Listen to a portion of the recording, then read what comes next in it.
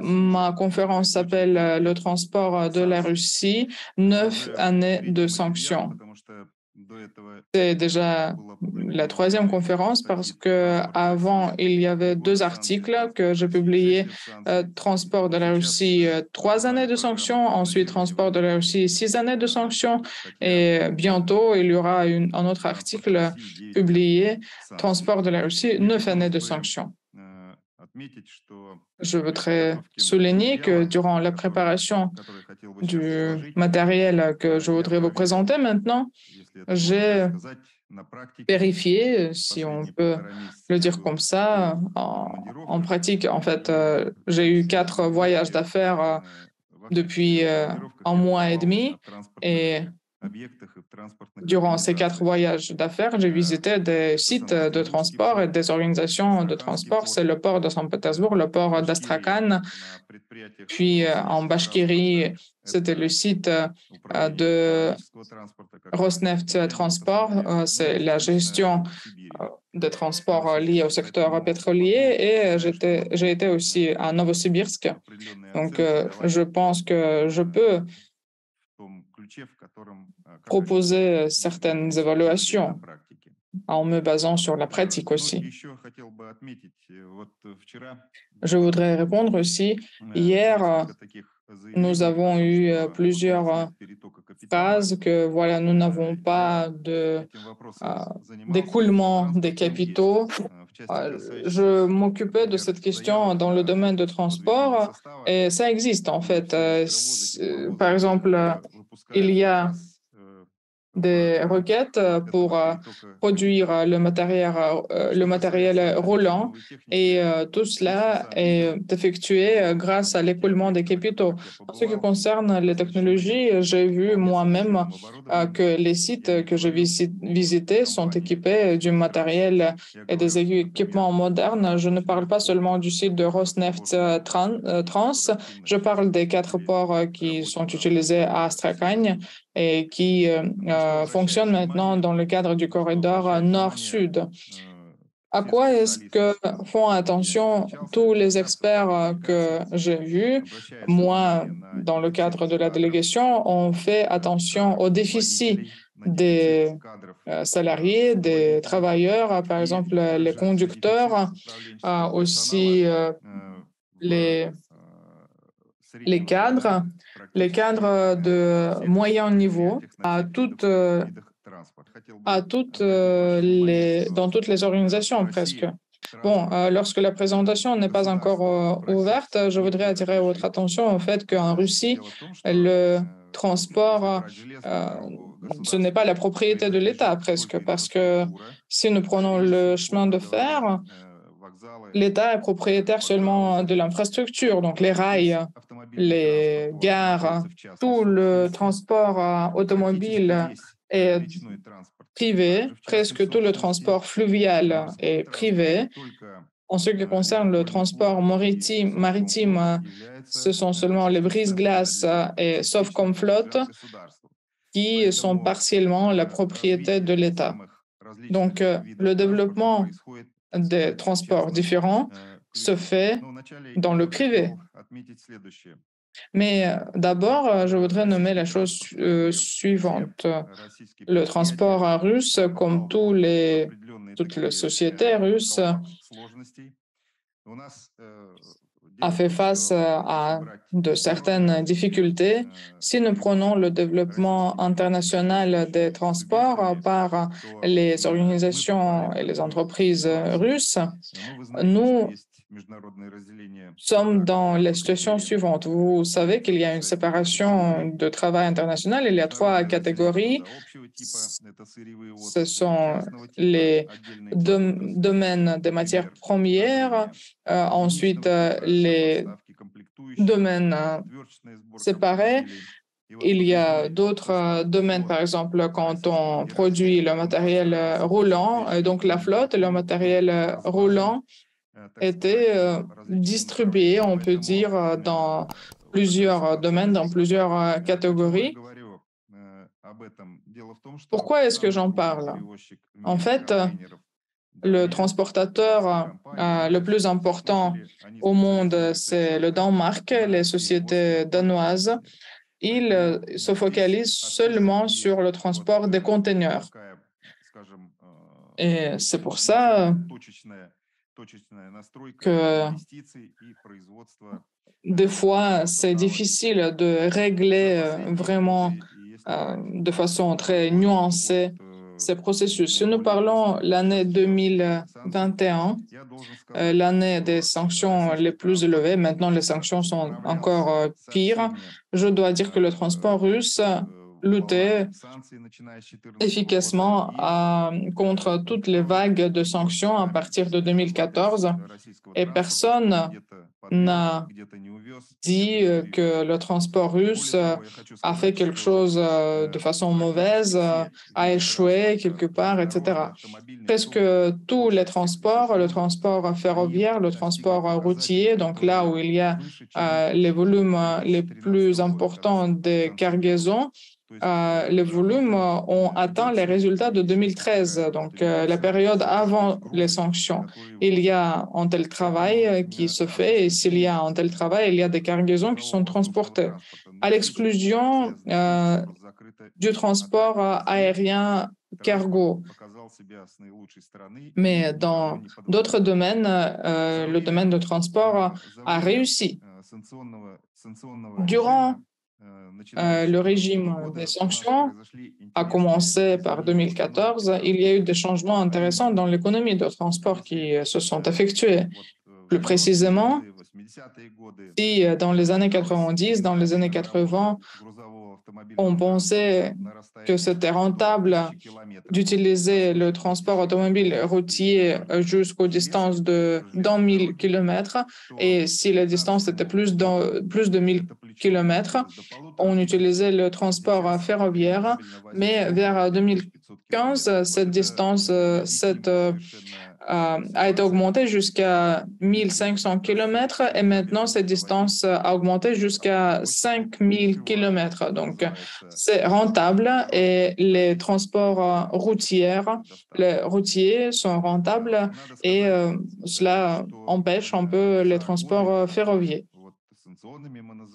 Durant les années que nous appelons les années de sanctions, surtout l'année passée, il est intéressant de noter que les transports routiers ont augmenté le volume.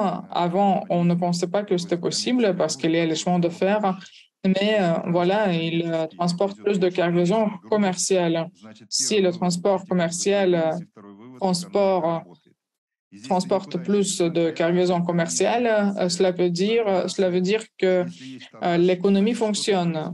L'inflation ou pas d'inflation, stagnation ou pas. Donc, il y a beaucoup de transports et là, on regarde déjà les nombres de tonnes, de kilomètres, etc. En ce qui concerne le travail en général du transport de cargaison russe, je dois vous dire que à l'heure d'aujourd'hui, le parc des voitures en Russie est très grand, c'est prophicitaire, 1 250 000 voitures maintenant.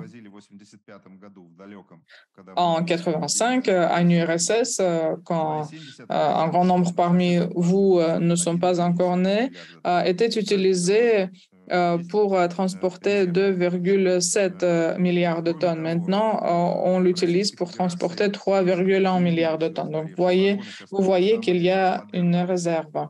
Et de plus, on a remplacé toutes les voitures. Maintenant, ce sont les voitures modernes, ce sont les plateformes fitting, ce sont les voitures innovantes avec une charge de 25 tonnes. Qu'est-ce que c'est que ça? Par exemple, en Pologne, on ne peut pas venir avec des voitures avec une charge de plus de 18 tonnes sur l'axe. Mais c'est une spécificité du transport russe parce que c'est très économe. Une voiture des chemins de fer peut être utilisée pour transporter 1,5 fois plus de cargaison que dans certains d'autres pays. Mais il faut dire que la Russie n'achète pas et n'a pas acheté les voitures ni les locomotives chez quelqu'un parce que ces voitures ne vont pas supporter les charges que nous avons sur nos chemins de fer. Ce n'est que RGD et aussi les chemins de fer et les voitures, les wagons biélorusses qui peuvent transporter ce qu'on a l'habitude de transporter en Russie. Et voilà, ça c'est très bien parce que ce sont nos avantages compétitifs. Donc, je répète, c'est seulement RGD, les chemins de fer russes et aussi la Tchugunka biélorusse. Le parc des camions, des camions type Gazelle, maintenant, nous en avons 6,7 millions d'unités. Mais en fait, en URSS, on utilisait 2,7 millions de pièces pour transporter 15,3 milliards de tonnes. Et maintenant, on utilise 6,7 millions d'unités de transport pour transporter 5 milliards de tonnes. Donc, c'est 3 fois moins qu'en URSS. On n'a pas pu réaliser ce rêve soviétique d'inventer une bonne voiture pas chère. Par exemple, on avait 22 présidents de l'Avtovaz durant certaines périodes et tout le monde était responsable pour ses propres domaines très stricts. Il y avait 22 présidents, mais finalement, la Corée et la Chine qui n'avaient même pas de voitures, qui ne produisaient rien, maintenant sont les leaders mondiaux. Et nous, maintenant, on assemble des voitures manuellement. Bon, généralement, on peut dire qu'il n'y avait pas assez de connaissances, assez de ressources intellectuelles pour promouvoir la construction des automobiles. En ce qui concerne le parc des bateaux marines,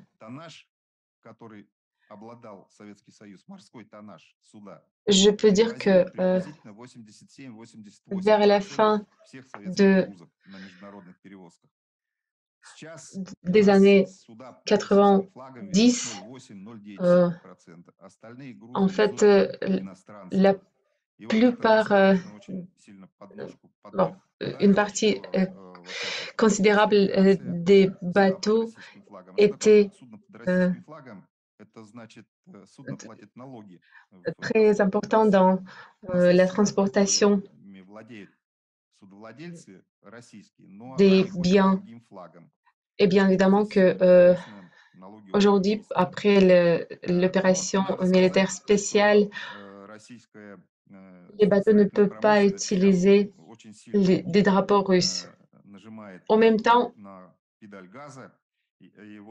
on voit que la construction des bateaux marinières s'accélère et maintenant, l'usine Zvezda a déjà commencé de produire Afromax. Il peut porter 200 000 tonnes. Et en fait, l'année prochaine, il promet de produire les bateaux pour porter le GNL.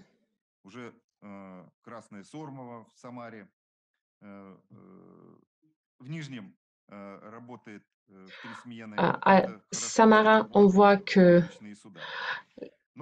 les chantiers navals sont très actifs, donc ça veut dire que très souvent, on va avoir les bateaux qui peuvent produire les navires pour les rivières. Et peut-être vous savez que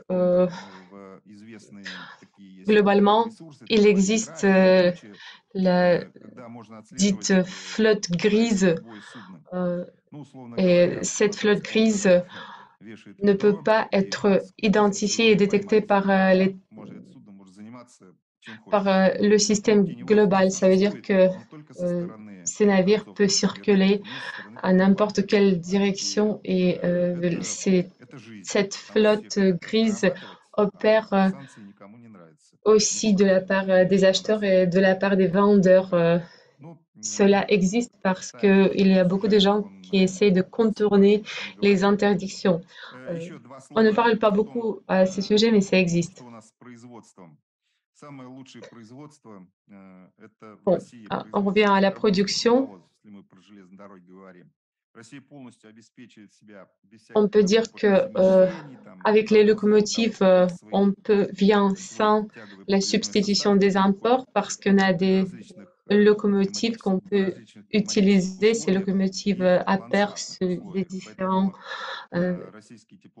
circonstances climatiques et dans les reliefs différents. Et nos locomotives sont vraiment très bien adaptées à nos conditions géographiques.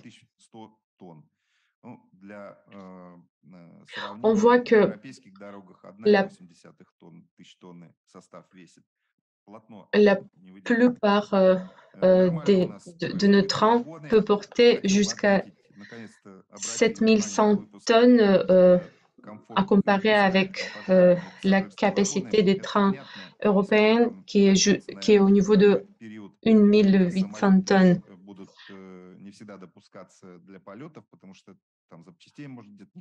En ce qui concerne les avions, oui, peut-être on va voir le jour quand les avions ne vont pas être capables de porter autant de passagers, donc les voies ferroviaires sont prêtes à soutenir et transporter tous ces passagers autour des pays.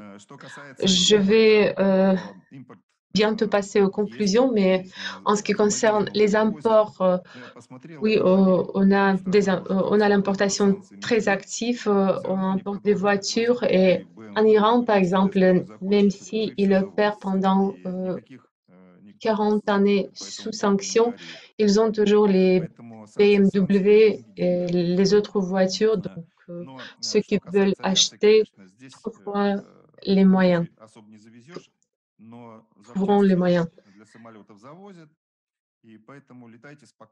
Bien sûr, on ne peut pas acheter librement les avions, mais on peut acheter les pièces détachées. Et maintenant, je voudrais passer à mes slides. Bien évidemment, on pose toujours des questions par rapport aux investissements et aux capitaux. Hier, Alexander a dit que les investissements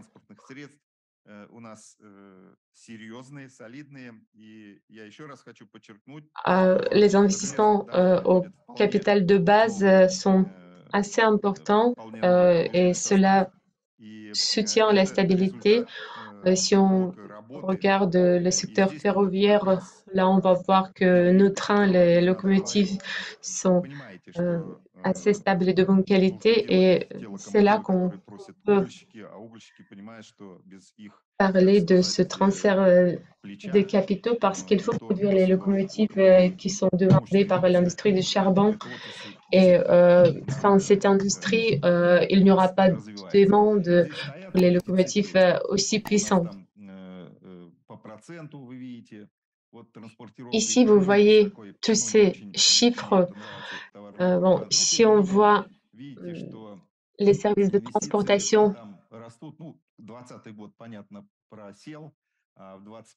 on voit que les investissements augmentent là aussi. Donc, on investit en cela toujours.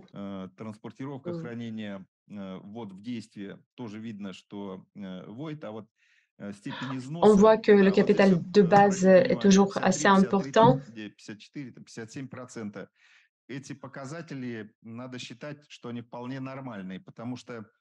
Et en ce qui concerne le coefficient d'usure, cet coefficient est assez normal pour ces industries. Si on voit par exemple les bateaux rivières, on peut dire que 50 ans est assez normal pour ce type d'industrie.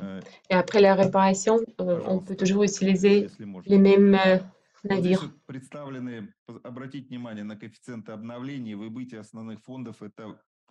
Ici, vous voyez les coefficients de renouvellement de capital de base.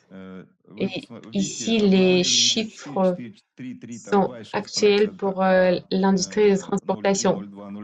Vous voyez, le renouvellement est au niveau de 4,4%, 3,3%, et on renouvelle plus rapidement qu'on voit la sortie des navires des flottes.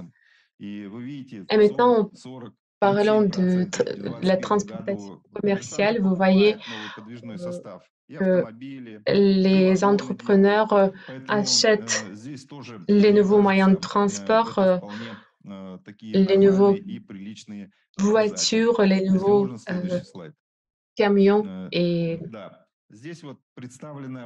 les wagons et les plateformes. Donc ici, vous voyez les indicateurs de l'industrie de transportation de la Russie dans les 5 premiers mois de cette année. Et ici, on fait la comparaison avec les 6 derniers mois de l'année précédente. Les compagnies, les sociétés de transportation et le marché généralement n'était pas passif. D'abord, bien évidemment, on a vu la chute, mais après, on voyait que l'activité rebondissait. Et je pense que les experts en logistique en Russie, en fait, ont effectué et atteint leurs objectifs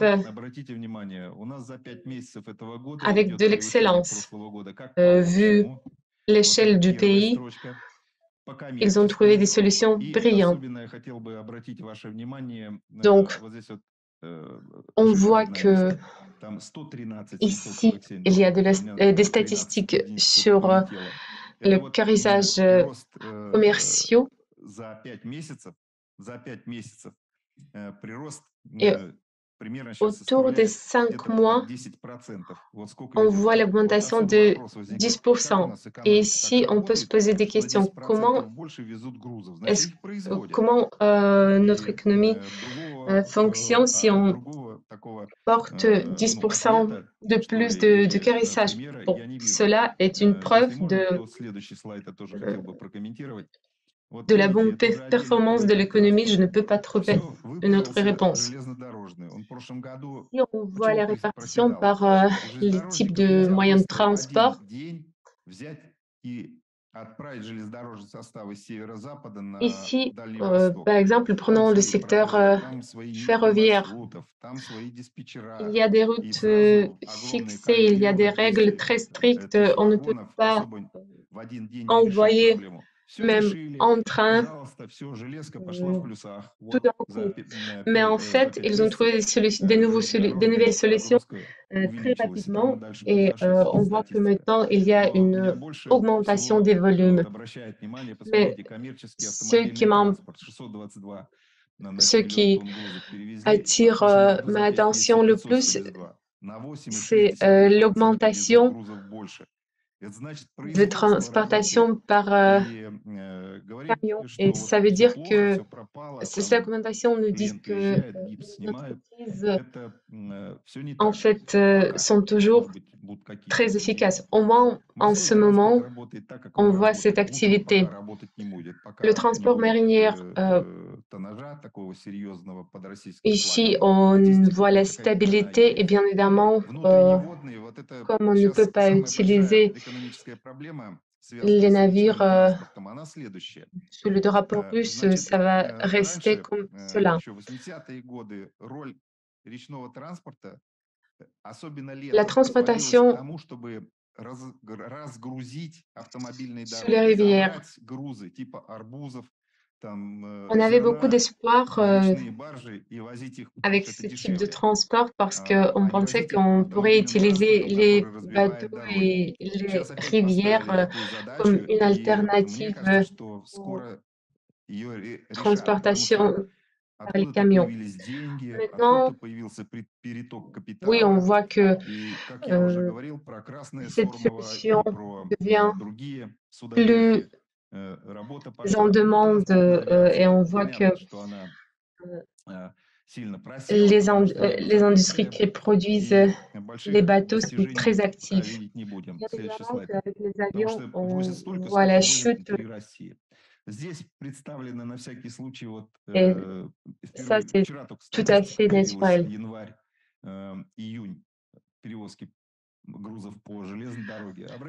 Donc, très récemment, on a reçu les statistiques pour les premiers 6 mois de 2023.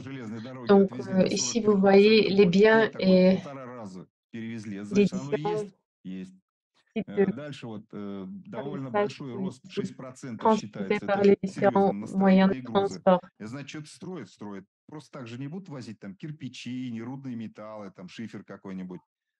On voit que les cargaisons pour la construction augmentent et ça indique la construction active. Après, on peut voir par exemple le cargaison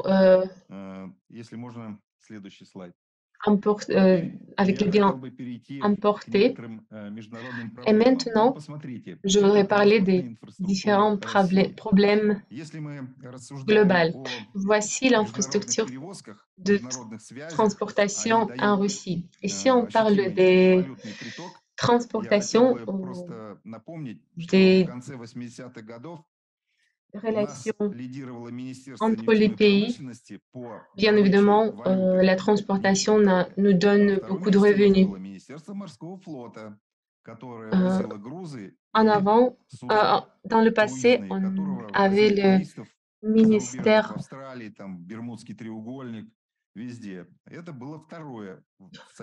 On avait en tant que l'industrie la plus importante, l'industrie pétrolière.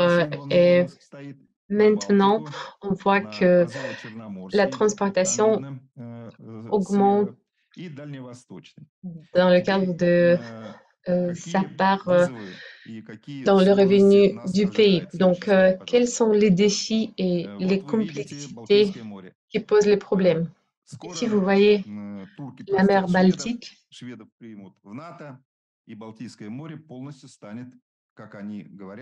Très bientôt, quand la Turquie n'interdit plus l'acceptation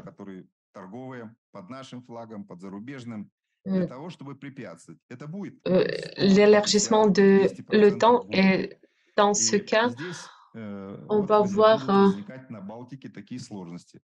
le ralentissement et la chute des volumes dans le cadre de cargaison ici près de la mer Baltique. Il y a bien sûr des gens naïfs qui toujours croient que les gazoducs étaient explosés tout par hasard. Je pense que cette situation ici à la mer Baltique peut devenir assez dangereux pour la transportation aussi. Ici, on voit l'Istanbul.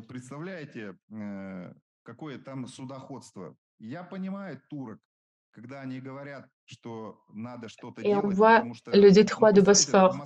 Je comprends La Turquie, quand elle parle des problèmes sur le détroit de Bosphore, parce que ce détroit passe par la capitale du pays, la ville la plus importante du pays. Et c'est pourquoi il est pas très bien d'avoir cette voie de transportation juste là.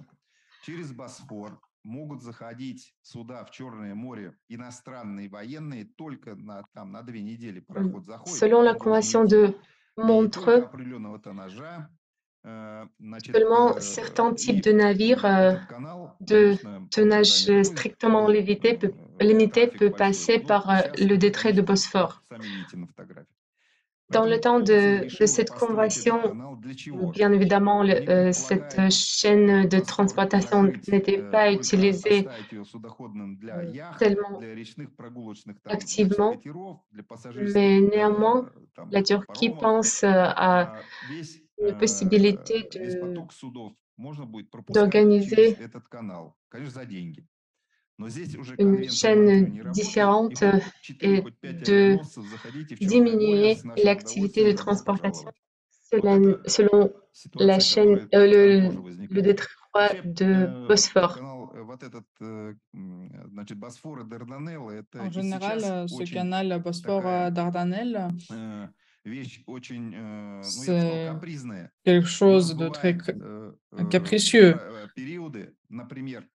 Des fois, il y a des périodes, par exemple en 2015, j'étais là-bas et je demande à Novorossiysk comment est-ce que va la navigation et ils disent des fois les navires devaient attendre pendant 3 semaines parce qu'il y avait beaucoup d'orages sur la mer Noire. On va voir qu'est-ce qui va se passer avec ce canal, avec le lancement de ce canal. Bien sûr, l'écologie ne va pas changer, mais dans le bassin de la mer Noire, ce problème existe. C'était à peu près au mois de juin de l'année passée et la plupart des gens ne savaient rien sur ce flux nord-sud, ce corridor de transport nord-sud. Et il y a quelques jours, je regarde la chaîne Culture et il y a une experte qui parle de ce corridor et de son efficacité. En fait, les documents ont été signés il y a un certain temps, mais maintenant on a commencé à développer ce corridor. Par exemple, si on part de Saint-Pétersbourg ou de Moscou et si on va à Bandar Abbas, c'est un des ports les plus importants. Mais, par exemple, ces ports ne sont pas utilisés. Et ils disent, voilà, les Russes, vous pouvez nous apporter jusqu'à 40% de ces cargaisons. Et il y a une sortie vers l'océan Indien. Les transporteurs russes s'approprient maintenant les itinéraires en Iran. Il y a un itinéraire, par exemple, un chemin de fer qui passe par Azerbaïdjan. Il fallait construire un chemin de fer pour que les trains avec des cargaisons puissent passer. Mais les représentants de l'Iran nous disaient que vous devez faire l'accent sur la mer, sur le transport maritime, parce que quand il y a des distances de transit, vous allez avoir des problèmes. Par exemple, la Russie avait les problèmes de transit avec l'Ukraine, avec l'Europe de l'Est, avec la Chine, on a aussi des transits, etc. Par exemple, l'Europe de l'Ouest a fermé le transit pour nous et tous les pays le connaissent. S'il y a en transit via un autre pays, il y aura des problèmes. Donc, les Iraniens nous disent il faut développer les voies maritimes. J'étais au mois d'avril à Astrakhan et ils ont acheté le paquet de contrôle des des actions d'emport à Astrakhan et il nous demande pourquoi est-ce que vous ne voulez pas acheter cela et développer le transport maritime avec nous. Et le fait que nous aurons en accès jusqu'à Bandar Abbas, c'est bien. Seulement, nous aurons des problèmes pour changer les paires de roues parce que, par exemple, il y a des trains de Kazakhstan, d'Ouzbékistan et ils ont leur propre paire de roues. Oui, c'était 15 à 20 et chez les Iraniens, c'est 14 pour 30. Donc, il faut élargir. Mais en Turkménistan, ils disent que voilà, on ne pensait pas que tout le monde va passer par notre territoire. Donc, il y a quelques questions logistiques, mais je pense que ce corridor sera bien développé parce que les représentants russes, le gouvernement russe s'occupe beaucoup de cela. Il y a un grand nombre d'hommes d'affaires. Ils ont déjà trouvé où aller, qu'est-ce qu'ils peuvent acheter là-bas dans les montagnes. Ils peuvent aller jusqu'à Bandar Abbas et ensuite prendre un avion pour aller aux Émirats arabes unis. Mais bon, diapo suivante, s'il vous plaît. On ne va pas aller dans les émotions. Et ensuite, ça, c'est l'Extrême-Orient. Ici, c'est un peu ambivalent quand même, parce que même si nous voulons beaucoup, mais vous voyez les lignes de BAM et le transsibérien, mais quand même, il y a une grande charge des trains. Il y a une distance seulement de 500 mètres entre les trains pour avoir une distance de freinage. Maintenant, on a construit encore 500 km, c'est un chemin de fer privé avec un port privé et ce seront les sociétés privées qui vont faire les chargements de charbon vers la mer Okhotskoye. Mais en bas, vous voyez ce Cosmino, c'est un port où on charge le pétrole. Ça, c'est un port vraiment comme dans les comptes. Et ce sont les navires, les bateaux qui peuvent transporter de 300 jusqu'à 400 tonnes de pétrole qui peuvent aller dans ce port-là. Et il y a là, c'est la région de Vostochny et ce port Cosmino est soumissionné à cette région de Vostochny et il y a un oléoduc qui va jusqu'à ce port. Bon, diapo suivante. On dit que nos technologies ne sont pas les meilleures, etc., ne sont pas compréhensibles, mais voilà, ça, c'est Zvezda. C'est comme ça qu'on construit les navires. C'est, voilà, et en bateau-citerne sera prêt.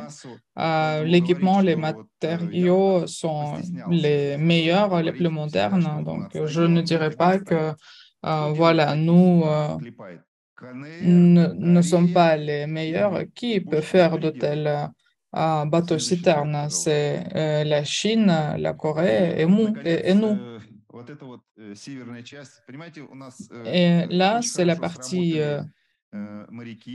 nord. Les marins ont travaillé vraiment très bien. On a discuté de la question de l'Arctique et de l'Extrême-Orient depuis longtemps parce que là, personne ne va te toucher parce que la mer Caspienne, ça c'est une chose, mais l'Arctique et l'Extrême-Orient, ce sont nos territoires, c'est là où nous pouvons faire ce que nous voulons. Vous voyez une brise-glace très moderne. On parle plus de Ksenia Sobchak, par exemple, que de brise-glace, mais on lance de nouveaux brise-glace à Mourmansk, à Vladivostok. Et l'image à votre droite, c'est une plateforme qui produit du pétrole qui est situé dans la mer Barentsevo. Il y a de la glace là-bas et le bateau-citerne, il n'y a que deux bateaux-citernes comme ça, Kirill Orlov et Mikhail Ulyanov. Et ces deux bateaux-citernes peuvent tourner, peuvent naviguer de façon différente, peuvent s'adapter. Et ce sont les bateaux citernes qui sont comme des navettes. Donc, ils prennent plusieurs tonnes et ils transportent ces plusieurs tonnes. Ensuite, ils retournent, etc. Et ce ne sont que nous qui avons ces bateaux citernes. Et vous voyez aussi le port à Mourmansk où l'eau ne gèle pas. Ça, c'est très intéressant. J'avance, je vais bientôt toucher à la fin de la présentation. Vous voyez les informations sur les ports russes. Le chiffre de 841,5, mais en fait, le vrai chiffre, c'est 841,7 millions de tonnes. Ce sont les cargaisons qui sont travaillées dans nos ports. Et donc, quand j'ai dit que les experts de la logistique russe sont les meilleurs, vraiment, il n'y a pas d'autres pays qui peuvent travailler avec de tels volumes de cargaison. Regardez, s'il vous plaît, ce classificateur. Le port le plus puissant, c'était le port Azovo-Tchernomorsky, donc le port sur la mer Noire. Bien sûr, les chiffres ont diminué par rapport en 2021 par rapport à 2019. Diapo suivant, s'il vous plaît. Mais si on regarde les 5 premiers mois, nous voyons un surplus dans tous les bassins, même en Arctique, parce que avant, ce n'était que de la glace et maintenant, il y a de l'eau qui n'est pas gelée. Il y a plus 35%, c'est parce que nous nous sommes dirigés vers l'Iran ou la région balte. Cette année, il y a plus 6,07%. Et le port de l'Extrême-Orient, il y a aussi en surplus. Et regardez cette photo à gauche en bas. Oui, ce serpent. Vous savez, quand on utilise les wagons comme ça, on use beaucoup le matériel roulant et les wagons. Mais comme ça, on peut transporter jusqu'à 7100 tonnes. Bon, merci beaucoup pour votre attention. C'était pour montrer que avant 2022, on se développait lentement et après 2023, on va se développer rapidement. Merci beaucoup. Merci pour votre optimisme, Yuri. Et maintenant, on peut poser des questions à Monsieur le professeur. Je vous en prie, Richard Clément. D'accord, je vous avais la parole, Richard. Sur la diapo avec les statistiques, où il y avait les statistiques sur les cargaisons et où il y avait de la croissance partout. Il y a une exclusion pour nous inattendue, c'est la diminution des transports des cargaisons forestiers. Pour nous, comme les Français, c'est inattendu parce que chez nous, il y avait une croissance en ce qui concerne les achats depuis la Chine. Pourquoi est-ce qu'il y a une réduction en Russie? Donc, premièrement, nous avons arrêté de livrer les cargaisons forestiers en Finlande. Il y a 8 postes frontaliers pour le transport routier. Il y avait beaucoup de cargaisons et bien sûr, les chemins de fer transportaient les cargaisons forestiers d'autres régions. Donc, c'est une réduction temporaire dans la direction européenne. Il y a encore un point. En fait, Le polygone de l'Est est chargé avec des échelons avec du charbon. Et il y a un décret spécifique du gouvernement. On a établi l'ordre des trains dans le polygone de l'Est pour aller dans d'autres régions. C'est le charbon, par exemple, parce qu'il faut envahir les marchés dans les régions du Pacifique et de l'océan Indien.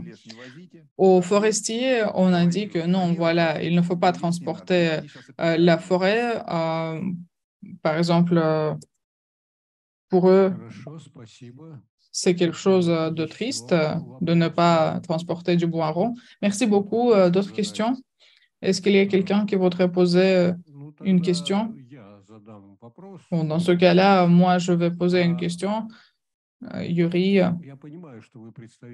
je comprends que vous représentez ce secteur, vous ne représentez l'économie en général, mais quand même,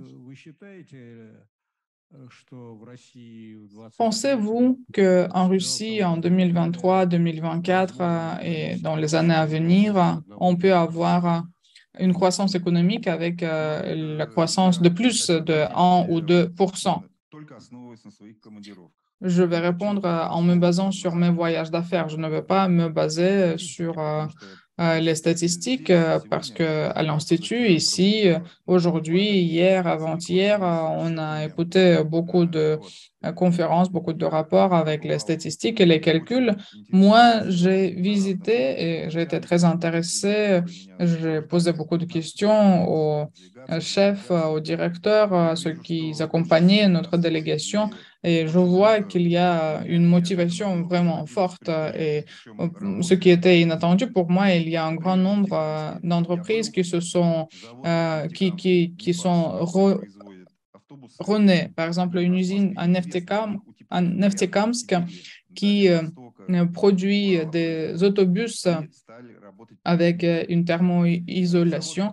Ils ont commencé à travailler avec trois équipes d'ouvriers ou un autre usine à Neftekamsk toujours qui produit des camions bennes ou bien des usines qui produisent des fibres chimiques à Oufa, en Bachkirie. Comme j'ai déjà dit, toutes les entreprises fonctionnent. Dans la rue, par exemple, pendant la journée, il y a des étudiants, mais il n'y a pas d'adultes parce que tout le monde est au travail.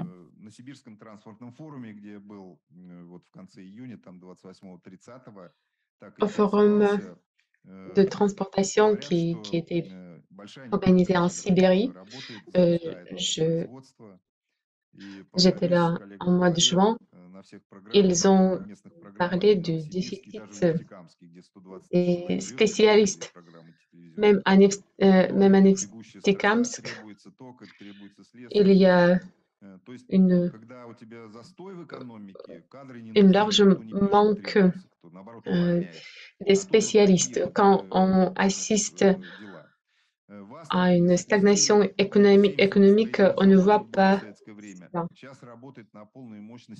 À l'Astrakhan, il avait trois usines qui produisaient les bateaux pendant le temps de l'Union soviétique. Maintenant, on voit trois usines qui sont très actives. Donc, je vois cette accélération. Et moi, je peux travailler qu'avec les chiffres et je vois ce tonnage, ces volumes de cargaison. Ça veut dire qu'il y a des biens à transporter. Merci beaucoup. Dans ce cas, je voudrais poser la deuxième question.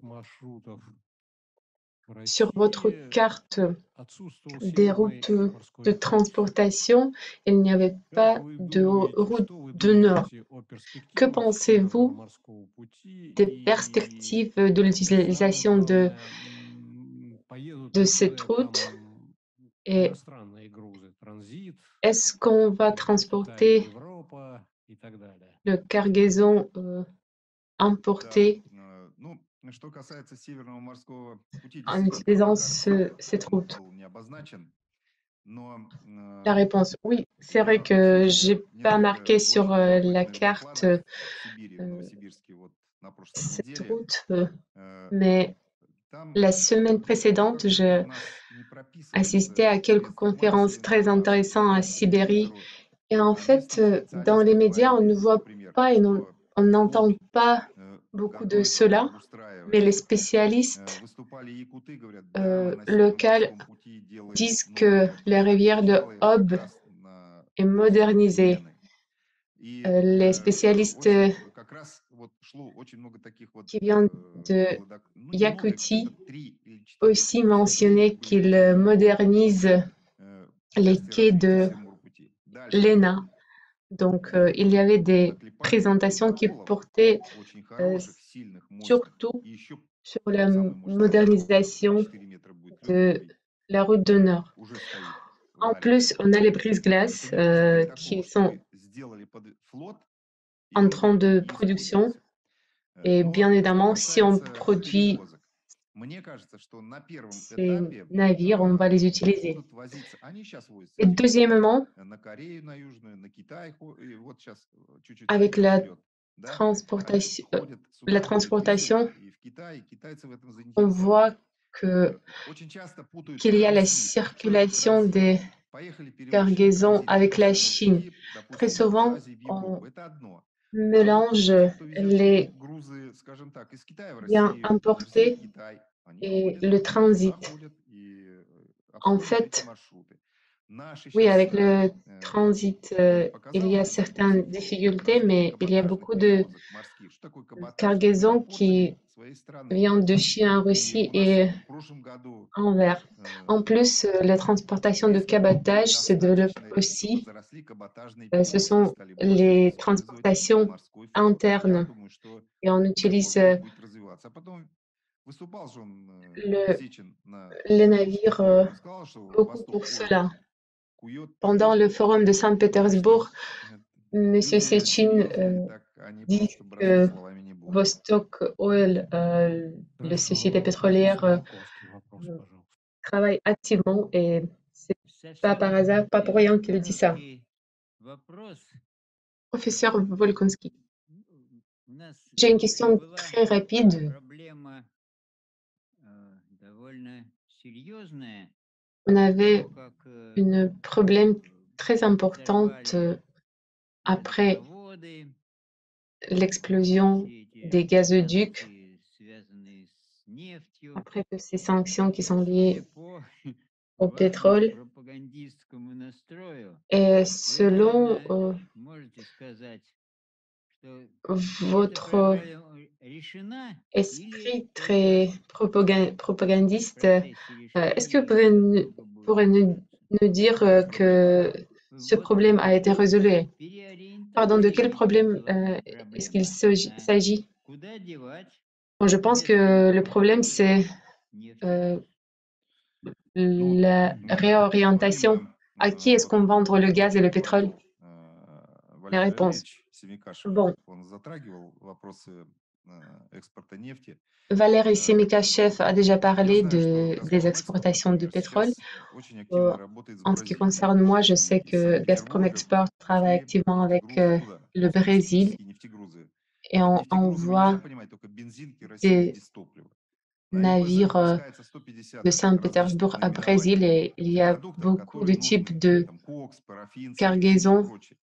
C'est pas que le pétrole, diesel, il y a des paraffines et des différents types de cargaisons. Ici, on n'envoie pas ce type de biens à l'Europe, on va les envoyer aux autres destinations. Autour de la mer Baltique, on voit l'activité augmenter et on travaille avec, pas avec l'Europe, mais avec l'Amérique latine, avec l'Afrique et les autres.